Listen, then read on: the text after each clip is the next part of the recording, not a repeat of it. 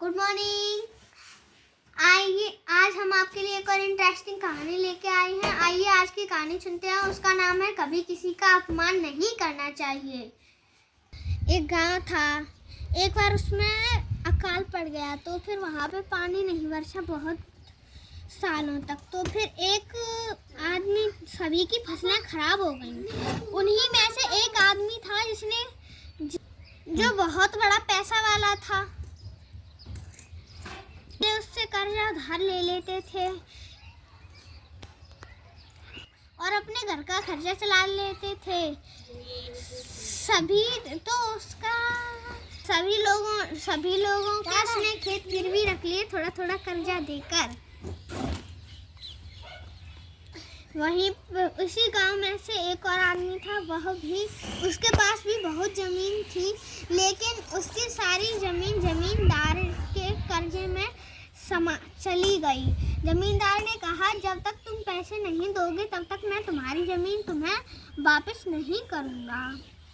तो फिर वो वैसे तो बहुत दिनों तक वहीं पे पड़ा रहता था। अपनी कुटिया थी उसकी, छोटी सी कुटिया, उसी में। लेकिन फिर उसके दिमाग में एक दिन आइडिया आया क्यों ना मैं शहर जाकर भीख मांगा करूं। तो फिर वो बूढ़ा था, फिर भी वो शहर जाता और वहाँ पर जाके भीख मांगता। भीख में जितने भी पैसे मिलते पाई करके उसने बहुत पैसे कमा लिए और जमींदार को दे दिए। फिर जमींदार ने सोचा कि ये तो बड़ा गरीब था, इसके पास तो बिल्कुल भी पैसे नहीं थे, फिर इसने आज मेरे इतने पैसे कैसे दे दिए। तो फिर वो जमींदार बहुत आश्चर्य में था। जमींदार और उसका मुनीम सोचने लगा कि इसके पास इतने पैसे कहाँ से आए, कहाँ से आए और कैसे आए। वो रोज वहीं पे जाकर भीख मांगता था। उसने कहा कि अभी आप ये कुछ पैसे रख लीजिए, उसके बाद में और कुछ दिनों बाद अगले महीने में आपके सभी पैसे चुका दूंगा और आप मेरा खेत भी लौटा देना। वो बहुत आश्चर्य में थे और रोज वो जाकर वहाँ पे भीख मांगता था। एक दिन जमींदार अपनी पत्नी मंगला के साथ वहाँ पर एक बीच पर गया। बीच यानी कि शहर में जो वो होते हैं, बीच पर गया। तो फिर वहाँ पर जाने के बाद उसने एक दिन देख लिया कि वहीं पे वो भी रंजीत वहीं पे भीख मांग रहा था। तो उसने उसे वहीं पर पकड़ लिया भीख मांगते। वो बोला, छोड़ दीजिए साहब, प्लीज़, मैं आपके पैसे पूरे मैंने कर लिए हैं, आपके मैं पैसे अभी दे दूँगा, आप किसी को मेरे इस बारे में मत बताना। मगर सभी लोगों से उसने जाकर कह दी कि ये वहाँ पर जाके भीख मांगता है। सभी लोग उसका मजाक बनाते थे, ये कहते थे कि गांव का सबसे बड़ा भिखारी, और उससे ऐसे कहते थे। वो कुछ दिनों तक तो अपनी बेइज्जती सहता रहा, मगर फिर कुछ दिनों बाद उसकी बेइज्जती उसे सहन नहीं हो पाई और वो वहाँ से चल लिया। चलते चलते वो एक पहाड़ पर जाके खड़ा हो गया और वहाँ से कूदने वाला था। इतनी देर में एक तपस्वी की, यानी साधु महात्मा की, वो तपस्या टूट गई। तो फिर उन्होंने कहा, बताओ तुम यहाँ पर क्या कर रहे हो? यहाँ पे तो सालों से कोई मनुष्य नहीं आया है, तुम पहाड़ की चोटी पर क्यों आए हो? इस चोटी पर क्या करने आए हो? मैं तुम्हें सजा भी दे सकता हूँ क्योंकि तुमने मेरी तपस्या को भंग कर दिया है। तो फिर वो अपनी कहानी सुनाने लगा। तो फिर साधु बोले, वैसे मैं तुम्हें श्राप भी दे सकता था, मगर मैं तुम्हारी कहानी सुनकर मुझे दया आ गई है, इसलिए मैं तुम्हें श्राप नहीं देता।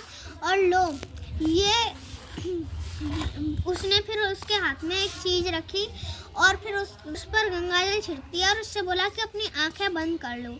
उसने अपनी आंखें बंद की और ऊपर से रोशनी आई और उसके ऊपर आने के बाद वो अपने भिखारी के रूप में आ गया।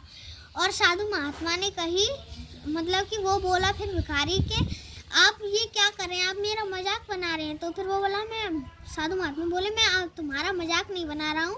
अब मैंने तुम्हारे ऊपर ऐसा जादू कर दिया कि जब भी तुम इस भिखारी रूप में जितने भी पैसे लोगे वो चौगुने हो जाएंगे। तो फिर उसने, महात्मा जी ने कहा कि वैसे तो कभी कभी ही महात्मा किसी को वो देते हैं दक्षिणा, मगर आज मैं तुम्हें दे रहा हूँ, लो ये सिक्का, पहली दक्षिणा मैं ही तुम्हें देता हूँ भीख।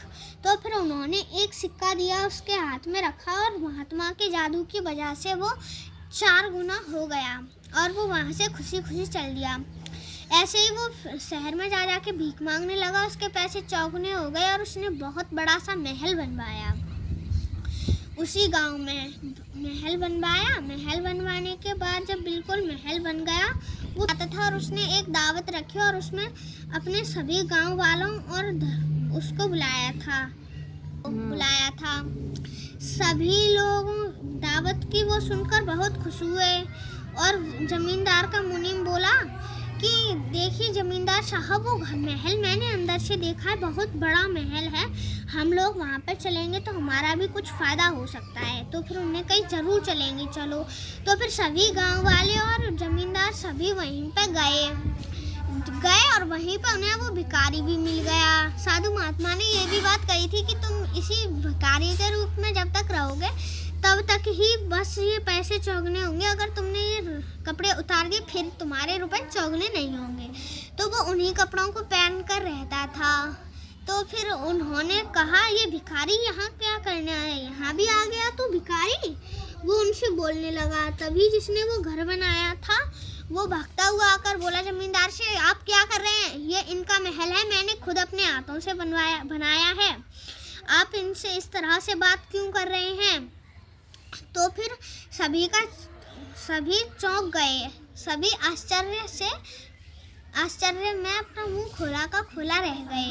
इसीलिए भाइयों कहते हैं कि सभी को अपने समान समझो, किसी का अपमान मत करो। फिर मैं अगली कहानी कल सुनाऊंगा आपको। Bye bye. आज